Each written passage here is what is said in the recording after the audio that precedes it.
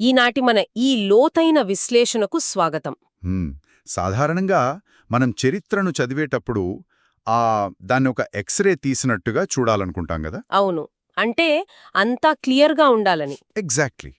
అంటే ఒక ఎముక విరిగితే ఎక్స్‌రేలో ఆ తెల్లటి గీత ఎలా స్పష్టంగా సూటిగా కనిపిస్తుందో, చరిత్రలో కూడా అంతే. ఈ సంవత్సరంలో ఈ యుద్ధం జరిగింది, ఇందులో ఈ రాజు గెలిచాడు, ఇంకో రాజు ఓడిపోయాడు అని చాలా సులభంగా అర్థం చేసుకోవాలని ఆశపడతాం. అది సహజం.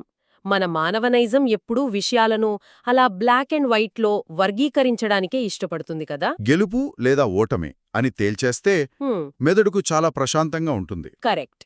కానీ మనం భారతదేశంలోకి యూరోపియన్ల ప్రవేశం, ముఖ్యంగా వారి ఆక్రమణ అనే ఈ చాప్టర్లోకి అడుగుపెడితే మాత్రం ఆ ఎక్స్‌రే మిషన్ పూర్తిగా పాడైపోయినట్టే లెక్క. ఖచ్చితంగా పాడైపోతుంది. అక్కడంతా గందరగోళం. అవును. ఒకరికొకరు చేసుకున్న కుట్రలు, వెన్నుపోట్లు, ఒక అంతుచిక్కని రాజకీయ చదరంగం కనిపిస్తోంది. ఈనాటి మన విశ్లేషణలో మన ముందున్న ఆధారాలు కూడా సరిగ్గా అలాంటి ఒక సంక్లిష్టమైన చారిత్రక ఘట్టానికి సంబంధించినవి. భారతదేశాన్ని ఆక్రమించింది బ్రిటిషువారు అని మనందరికీ తెలుసు. రైట్. కాని వాళ్ళు ఏదో రాత్రికి రాత్రే పడవల్లో వచ్చి మొత్తం దేశాన్ని ఆక్రమించలేదు కదా. లేదు లేదు. అది దశలవారీగా జరిగింది. అదే. ముందుగా దక్షిణ భారతదేశంలోని కర్ణాటిక్తో మొదలుపెట్టి, అంటే 1763లో కర్ణాటిక్, తర్వాత 1764లో బెంగాల్, 1799లో మైసూర్, ఇలా ఒక్కొక్క రాజ్యాన్ని ఎలా కబలించారో ఈరోజు మనం డీకోడ్ చేద్దాం. ఈ మొత్తం సామ్రాజ్య విస్తరణకు పునాది పడింది ఆ తొలి అడుగుల్లోనే అనమాట. మన ఆధారాలను లోతుగా పరిశీలిస్తే ఈ 18వ శతాబ్దంలో జరిగిన ఆంగ్లో కర్ణాటిక్ యుద్ధాలు భారతదేశ భవిష్యత్తును ఎలా మలుపు తిప్పాయో చాలా స్పష్టంగా అర్థమవుతుంది. అవును. కర్ణాటిక్ రాజ్యాన్ని స్థాపించిన సాదత్తుల్లా ఖాన్ దగ్గర్నుంచి ఆ ఆ తర్వాతి కాలంలో వచ్చిన అన్వరుద్దీన్ వరకు ఈ స్థానిక రాజులు వ్యాపారం కోసం వచ్చిన విదేశీల చేతిలో ఎలా కీలుబొమ్మలయ్యారనేది ఒక అద్భుతమైన, ఏంటంటే అదే సమయంలో విషాదకరమైన కథ. సో, దీని కాస్త విడమర్చి చూద్దాం. ఈ ఆంగ్లో కర్ణాటిక్ యుద్ధాలు అనగానే బ్రిటిష్ మరియు ఫ్రెంచ్ వారి మధ్య జరిగిన ఆధిపత్య పోరు అని మనకు తెలుస్తోంది. అవును, ఇద్దరూ ఆధిపత్యం కోసమే పోరాడారు. కానీ నేను మొదటి ఆంగ్లో కర్ణాటిక్ యుద్ధం గురించి చదువుతున్నప్పుడు నాకొక విచిత్రమైన విషయం అనిపించింది. ఈ యుద్ధం 1746లో మొదలై 1748 వరకు జరిగింది కదా. కరెక్ట్. అసలు బ్రిటిష్ మరియు ఫ్రెంచ్ వారు భారతదేశంలో, ముఖ్యంగా ఈ కర్ణాటిక్ ప్రాంతంలో ఎందుకు కొట్టుకున్నారు అని వెతికితే దానికి కారణం అసలు మన దేశంలోనే లేదు. అదన్మాట అసలు ట్విస్ట్. అదే కదా. దానికి కారణం ఎక్కడో వేల కిలోమీటర్ల దూరంలో ఉన్న యూరప్లో ఉందని ఈ ఆధారాలు చెబుతున్నాయి. ఇది వినడానికి చాలా విడ్డూరంగా లేదా? విడ్డూరంగా అనిపించినా దీని వెనుకున్న అసలు లాజిక్ చూస్తే అప్పటి ప్రపంచ రాజకీయాలు ఎలా ఉండేవో మనకర్థమవుతుంది. ఒక ఖండంలో రగులుకున్న మంటలు ఇంకో ఖండంలో ఎలా పేలుళ్లకు దారితీశాయో చెప్పటానికి ఇదొక గొప్ప ఉదాహరణ. ఓ, అంటే వాళ్ళ ఇంటర్నేషనల్ పాలిటిక్స్ ఇక్కడ ఎఫెక్ట్ చూపించాయా? ఎగ్జాక్ట్లీ. అప్పట్లో యూరప్లో ఆస్ట్రియా వారసత్వ యుద్ధం మొదలైంది. అంటే ఆస్ట్రియా సింహాసనం మీద ఎవరు కూర్చోవాలి అన్నదానిపై బ్రిటన్ ఒకరిని బలపరుస్తే ఫ్రాన్స్ మరొకరిని బలపరిచింది. Right right.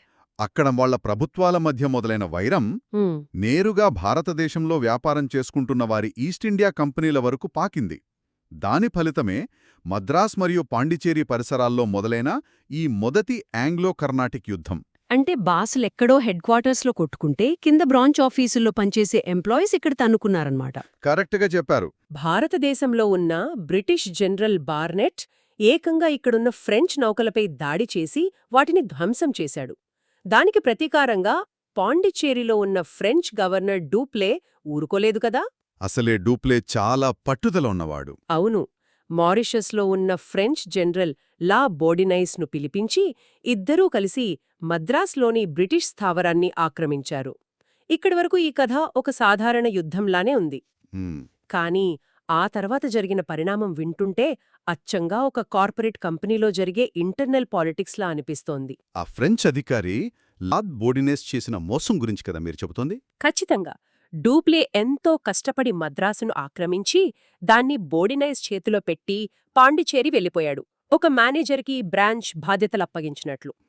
కానీ ఆ బోర్డినైజ్ ఏం చేశాడు?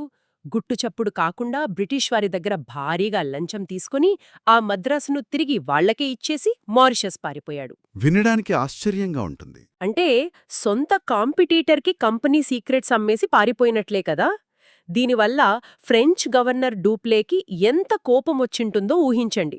ఆ కోపంతోనే డూప్లే ఒక తప్పు చేశాడు. తన సొంత అధికారి ద్రోహం చేయడంతో డూప్లే అప్పటి కర్ణాటక నవాబు అయిన అన్వరుద్దీన్ సహాయం కోరాడు. ఓకే, లోకల్ కింగ్ హెల్ప్ అడిగాడన్మాట. అవును. మద్రాసును మళ్లీ బ్రిటిష్ వారి నుంచి ఆక్రమించాక దానిని నవాబుకే ఇచ్చేస్తానని ఒక ఒప్పందం కూడా చేసుకున్నాడు. డూప్లే తన సైన్యంతో మళ్లీ మద్రాసును ఆక్రమించాడు, కాని నవాబుకి ఇచ్చిన మాట తప్పాడు. ఆట తప్పాడా? అవును, మద్రాసును అన్వరుద్దీన్కి ఇవ్వకుండా తన దగ్గర ఉంచుకున్నాడు. అక్కడే అసలు కథ మొదలైంది. తనను వాడుకుని మోసం చేసిన డూప్లేకి బుద్ధి చెప్పాలని నవాబు అన్వరుద్దీన్ ఏకంగా 10,000 మంది సైనికులను మద్రాసు వైపుకు పంపాడు. 10,000 మంది. దానికి ప్రతిగా డూప్లే కేవలం కెప్టెన్ పారడైజ్ నేతృత్వంలో ఒక 500 మంది సైనికులను పంపాడు. ఇక్కడే నా బుర్ర తిరిగిపోయింది. ఎందుకు? ఒక్క నిమిషం. అసలు ప్రాక్టికల్గా ఆలోచిస్తే 500 మంది 10,000 మందిని ఎలా ఎదుర్కొంటారు? 1748లో అడయార్ నది ఒడ్డున జరిగిన ఆ అడయార్ యుద్ధం లేదా సెయింట్ థోమ్ యుద్ధంలో ఆ 500 మందే గెలిచారు. అవును, చరిత్ర అదే చెబుతోంది. 10,000 మంది నవాబు సైన్యం చిత్తుగా ఓడిపోయింది. ఇదసలు ఎలా సాధ్యం? ఇక్కడ మనం గమనించాల్సిన ముఖ్యమైన పాయింట్ ఏంటంటే, ఇక్కడ గెలిచింది కేవలం ఆయుధాలు కాదు, ఒక వ్యూహం మరియు అద్భుతమైన క్రమశిక్షణ. ఒకవైపు సంఖ్యాబలం ఉన్నా సాంప్రదాయ ఆయుధాలతో సరైన వ్యూహం లేకుండా గుంపులు గుంపులుగా వచ్చిన నవాబు సైన్యం, మరోవైపు ఆధునిక ఆయుధాలు, ముఖ్యంగా ఫిరంగులు, ఆర్టిలరీ అన్నమాట. అవును, మరియు అత్యంత కట్టుదిట్టమైన క్రమశిక్షణ ఉన్న యూరోపియన్ సైన్యం. వారొక వరుస క్రమంలో నిలబడి ఒకరి తర్వాత ఒకరు తుపాకులు పేలుస్తూ శత్రువునికి ఏమాత్రం ఊపిరి పీల్చుకునే సమయమివ్వకుండా దాడి చేశారు. వావ్! ఆయుధాల ముందు సంఖ్యాబలం ఏమాత్రం పనికిరాదని అడయార్ యుద్ధం మొదటిసారిగా భారతదేశ రాజులకు కనువిప్పు కలిగించింది. ఒక చిన్న క్రమశిక్షణగల సైన్యం ఎంతటి పెద్ద సైన్యాన్నైనా మట్టి కరిపించగలదని ప్రూవ్ అయింది. అదైతే ప్రూవ్ అయింది. కానీ ఈ మొదటి యుద్ధం ముగింపు మాత్రం చాలా విచిత్రంగా ఉంది.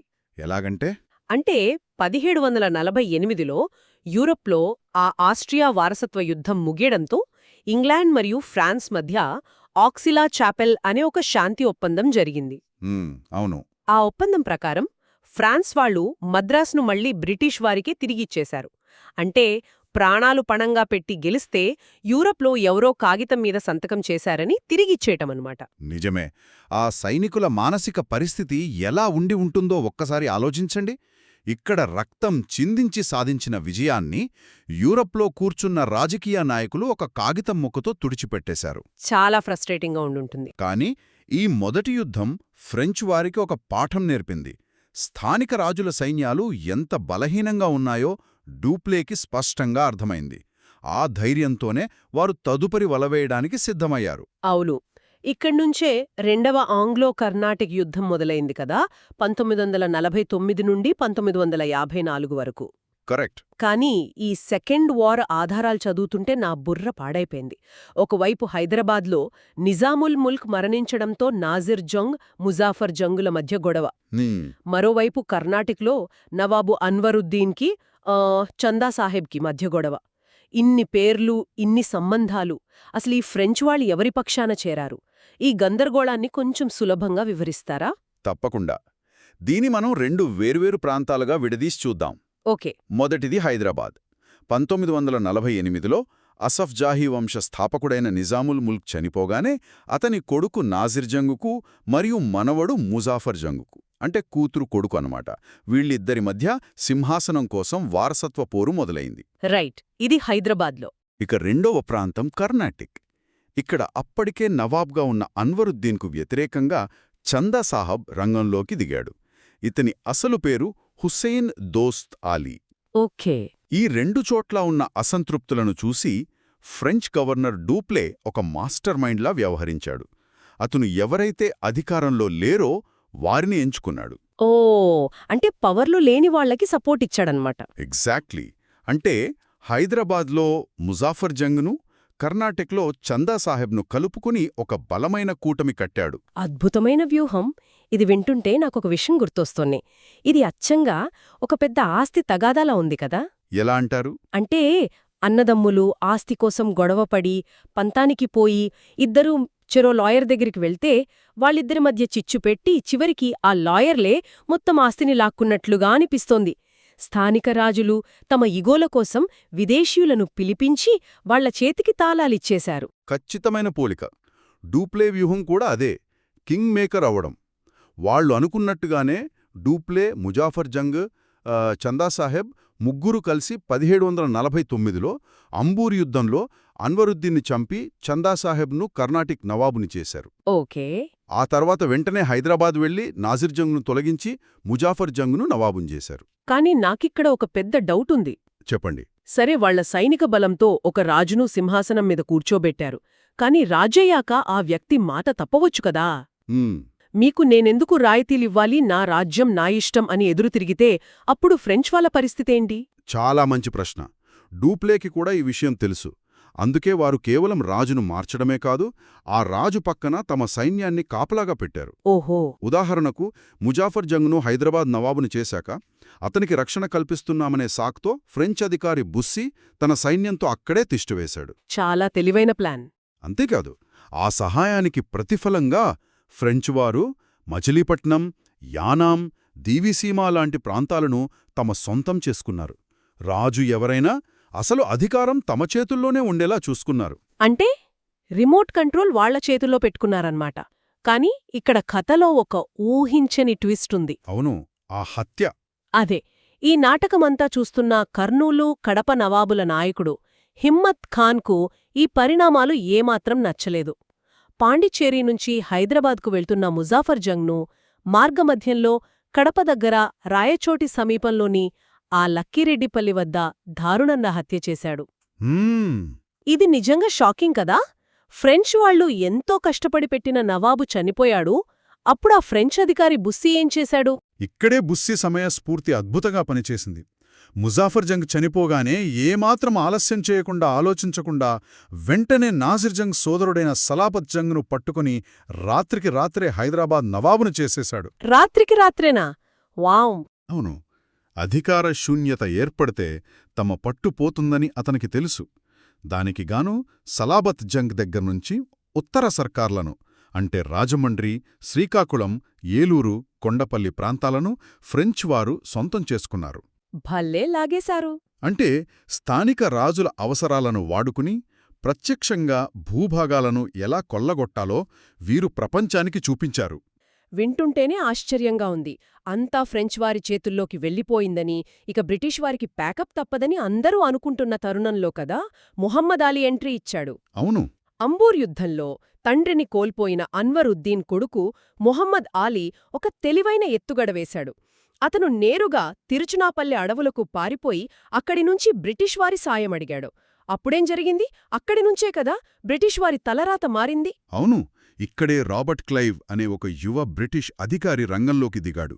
మొహమ్మద్ ఆలీ తిరుచునాపల్లిలో దాక్కున్నప్పుడు చందాసాహెబ్ తన సైన్యం మొత్తాన్ని తీసుకుని తిరుచునాపల్లి మీద దాడికి వెళ్లాడు. ఓకే. ఆ సమయంలో కర్ణాటిక్ రాజధాని అయిన ఆర్కాట్లో సైన్యం లేదు. దీన్ని గమనించిన క్లైవ్ పై అధికారులను ఒప్పించి కేవలం ఒక 500 మంది సైనికులతో నేరుగా వెళ్లి ఆర్కాట్పై దాడి చేసి ఆక్రమించాడు. ఇది చందాసాహెబ్ దృష్టిని మరల్చడానికి వేసిన అద్భుతమైన వ్యూహం. వావ్. అంటే ఒక చిన్న స్టార్టప్ కంపెనీ వచ్చి ఎప్పట్నించో పాతుకుపోయిన పెద్ద కార్పొరేట్ సామ్రాజ్యాన్ని వాళ్ళ వీక్ పాయింట్ చూసి ఒక్క దెబ్బతో కూల్చేసినట్లు అనిపిస్తోంది. సరిగ్గా చెప్పారు. ఈ సాహసానికే కదా క్లైవ్కు చరిత్రలో ఆ ఆర్కాట్ వీరుడు అనే బిరుదు వచ్చింది. ఆ తర్వాత జరిగిన 1751-52 ఆర్కాట్ యుద్ధంలో చందాసాహెబ్ను ఓడించి ఉరితీసి చంపేశారు. అన్వరుద్దీన్ కొడుకు మొహమ్మద్ అలీని కర్ణాటిక్ నవాబును చేశారు. అవును. అయితే ఇక్కడొక విచిత్రం చూడండి. నవాబుగా కూర్చున్న మొహమ్మద్ అలీ పరిపాలన బాధ్యతంతా బ్రిటిష్ వారికి అప్పగించేసి మద్రాస్లోని చేపాక్ భవనంలో ప్రశాంతంగా విశ్రాంతి తీసుకోవడం మొదలుపెట్టాడు. నవాబు కేవలం పేరుకే ఉండిపోయాడు. అసలు అధికారమంతా బ్రిటిష్ వాళ్ళ చేతుల్లోకి వెళ్ళిపోయింది కదా. ఖచ్చితంగా. అయితే ఇక్కడ మనం ఫ్రెంచ్ ప్రభుత్వం చేసిన ఒక చారిత్రక తప్పిదం గురించి మాట్లాడుకోవాలి. ఏంటది? ఆర్కాట్ యుద్ధంలో ఫ్రెంచ్ వారు ఓడిపోయారని తెలియగానే ఫ్రెంచ్ ప్రభుత్వం భయపడిపోయింది. యుద్ధాల వల్ల తమ ఖజానా ఖాళీ అవుతోందని భావించి అసలు ఈ వ్యూహాలన్నింటికీ ఆద్యుడైన గవర్నర్ డూప్లేను వెనక్కి ఫ్రాన్స్కు పిలిపించేసింది. ఒక్క నిమిషం, అంత గొప్ప వ్యూహకర్తను వెనక్కి పిలిపించడం ఎందుకు? ఓడిపోయినప్పటికీ అతనికిక్కడి రాజకీయాలపై మంచి పట్టుంది కదా. అదే ఫ్రెంచ్ వారు చేసిన అతి పెద్ద పొరపాటు. ఫ్రెంచ్ ఈస్ట్ ఇండియా కంపెనీ అనేది ప్రభుత్వ నియంత్రణలో ఉండే సంస్థ. వారికి లాభాలు ముఖ్యం కాని సామ్రాజ్య విస్తరణ కాదు. ఓ, వాళ్ల ప్రయారిటీస్ వేరు. అవును.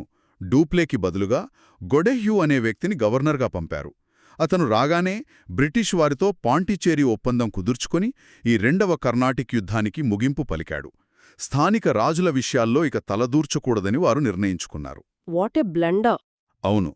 చరిత్రకారులు దీని గురించి ఏమంటారంటే, డూప్లేను వెనక్కి పిలిపించడం అనే ఆ ఒక్క నిర్ణయం ఫ్రెంచ్ సామ్రాజ్య పతనానికే దారితీసింది అని. నిజమే అనిపిస్తోంది. సరే, పాండిచ్చేరి ఒప్పందంతో అంతా సద్దుమణిగిందని అనుకుంటే మళ్ళీ మూడవ ఆంగ్లో కర్ణాటిక్ యుద్ధం మొదలైంది. అవును. 1756 నుండి 1763 వరకు జరిగిన ఈ యుద్ధానికి కూడా కారణం మన దగ్గర లేదు కదా, మళ్ళీ యూరప్లోనే మొదలైంది. అవును. అక్కడ ప్రారంభమైన సప్తవర్ష సంగ్రామం అంటే 7 సంవత్సరాల యుద్ధం దీనికి కారణం. రైట్. ఈ మూడవ యుద్ధంలో ఫ్రెంచ్ ప్రభుత్వం కౌంట్ డీ లాలీని గవర్నర్గా పంపింది. అతను వచ్చిన వెంటనే చేసిన అతిపెద్ద తప్పు ఏమిటంటే, అప్పటి వరకు హైదరాబాదులో ఫ్రెంచ్ ఆధిపత్యాన్ని నిలబెడుతూ సలాబత్ జంగ్ పక్కన కాపలా ఉన్న బుస్సీని కూడా వెనక్కి పిలిపించేశాడు. ఎందుకలా చేశాడు? ఎందుకంటే దక్షిణ భారతదేశంలో బ్రిటిష్ స్థావరాలపై మూకుమ్మడి దాడి చేద్దామని అతని వ్యూహం. దానికి బలగాలు కావాలి కదా. కాని అది రివర్స్ అయింది కదా. హైదరాబాద్లో పట్టు కోల్పోయారు. ఇటు బ్రిటిష్ వారు కూడా ఏమాత్రం తగ్గలేదు. అవును, తగ్గలేదు. ఫలితంగా 1760లో ఒక నిర్ణయాత్మకమైన యుద్ధం జరిగింది. అదే ఆ వందవాసి యుద్ధం లేదా బ్యాటిల్ ఆఫ్ వాండివాష్. ఇదెంత కీలకమైందో కదా. ఈ యుద్ధంలో బ్రిటిష్ సైన్యానికి జనరల్ ఐర్ కూట్ నేతృత్వం వహించాడు. అతను ఫ్రెంచ్ జనరల్స్ అయిన కౌంట్ డీ లాలీని మరియు ఆ బుస్సీని ఇద్దర్నీ చిత్తుగా ఓడించి ఏకంగా బందీలుగా పట్టుకున్నాడు. దీంతో ఫ్రెంచ్ వారి కథ కంచికెళ్ళింది. ఈ వందవాసి యుద్ధం చారిత్రక ప్రాముఖ్యత అంతా ఇంతా కాదు. ఈ యుద్ధమే ఫ్రెంచ్ వారిని నామమాత్రం చేసి భారతదేశంలో కేవలం పాండిచ్చేరికే పరిమితం చేసింది. కరెక్ట్. 1763లో యూరప్లో జరిగిన పారిస్ ఒప్పందంతో ఈ మూడవ ఆంగ్లో కర్ణాటిక్ యుద్ధం ముగిసింది. అప్పటికే జరగాల్సిన నష్టం జరిగిపోయింది. అంటే బ్రిటిష్ వారికి ఇంకా అడ్డు చెప్పే యూరోపియన్ శక్తులు ఎవ్వరూ లేరు. వారు నిరభ్యంతరంగా భారతదేశాన్ని ఆక్రమించడానికి మార్గం సుగమమైంది. ఆ తర్వాతే వాళ్లు బెంగాల్, మైసూర్, మరాఠా లాంటి రాజ్యాలపై కన్నేశారు. ఇక్కడొక ఆసక్తికరమైన ఐరనీ ఉంది, గమనించారా? మొదటి యుద్ధం ఆస్ట్రియా వారసత్వ పోరు వల్ల వస్తే, మూడవ యుద్ధం యూరప్లోనే సప్తవర్ష సంగ్రామం వల్ల వచ్చింది. అవును. అంటే మన దగ్గర జరిగిన మొదటి మరియు మూడవ యుద్ధాలకు అసలు కారణం మన దేశంలోనే లేదు. అక్కడున్నవాళ్లు వాళ్ల లాభాల కోసం ఒప్పందాలు చేసుకుంటే ఇక్కడ శాంతి, వాళ్లు కొట్టుకుంటే ఇక్కడ యుద్ధం. మన రాజులు కేవలం వాళ్ల చదరంగంలో పావులుగా మిగిలిపోయారు. ఇది మన దేశ స్వావలంబనం లేమిని ఎంత దారుణంగా ఎత్తిచూపుతోందో అర్థం చేసుకోవచ్చు. స్థానిక రాజులకు తమ రాజ్యాల భద్రత కన్నా తమ పక్క రాజ్యంతో ఉన్న పగ ప్రతీకారాలే ముఖ్యంగా మారాయి. మొత్తానికి మనం చూసుకుంటే ఈ 1746 నుండి 1763 వరకు జరిగిన ఈ ఆంగ్లో కర్ణాటిక్ యుద్ధాలు ఒక గుణపాఠం లాంటివి. ఒకవైపు యూరప్ దేశాలైన బ్రిటన్, ఫ్రాన్స్ మధ్య ఉన్న వైరం, మరోవైపు మన స్థానిక రాజులైన అన్వరుద్దీన్, చందా సాహెబ్, నాజిర్ జంగ్, ముజాఫర్ జంగ్ల మధ్య ఉన్న అధికార దాహం. కరెక్ట్. అంతర్గత కలహాలున్నప్పుడు మూడవ వ్యక్తి దాన్ని ఎలా తన స్వార్థానికి వాడుకుంటాడో చెప్పడానికి ఈ చరిత్రే ఒక గొప్ప ఉదాహరణ కదా. ఖచ్చితంగా. సమాచారం ఎప్పుడైనా సరే పైకి కనిపించే సంఘటనలకే పరిమితం కాకుండా విశాల దృక్పథంతో చూసినప్పుడే దాని అసలు స్వరూపం మనకు అర్థమవుతుంది. ఆనాడు డూప్లే, రాబర్ట్ క్లైవ్ లాంటి వాళ్లు ఆ విశాల దృక్పథంతోనే పావులు కదిపారు. ముమ్మాటికి నిజం. వారు ఒక రాజుని సింహాసనం మీద కూర్చోబెట్టడం వెనుకున్న అసలు ఉద్దేశం కేవలం స్నేహం కాదు, వాణిజ్య రాయితీలు మరియు భౌగోళిక ఆధిపత్యం. వారు వేసిన ప్రతి అడుగు భవిష్యత్తులో రాబోయే ఒక పెద్ద సామ్రాజ్యానికి పునాది. ఈనాటి ఆధారాలను విశ్లేషించిన తర్వాత నా మదిలో మెదిలిన ఒక ఆలోచనను ఇక్కడుంచుతాను. చరిత్ర అనేది ఎప్పుడూ ఒకవేళ ఇలా జరిగి ఉంటే అనే ప్రశ్నలతో ముడిపడి ఉంటుంది కదా. అవును, చాలా ఆసక్తికరంగా ఉంటుంది అలా ఆలోచిస్తే. ఒక్కసారి ఆలోచించండి.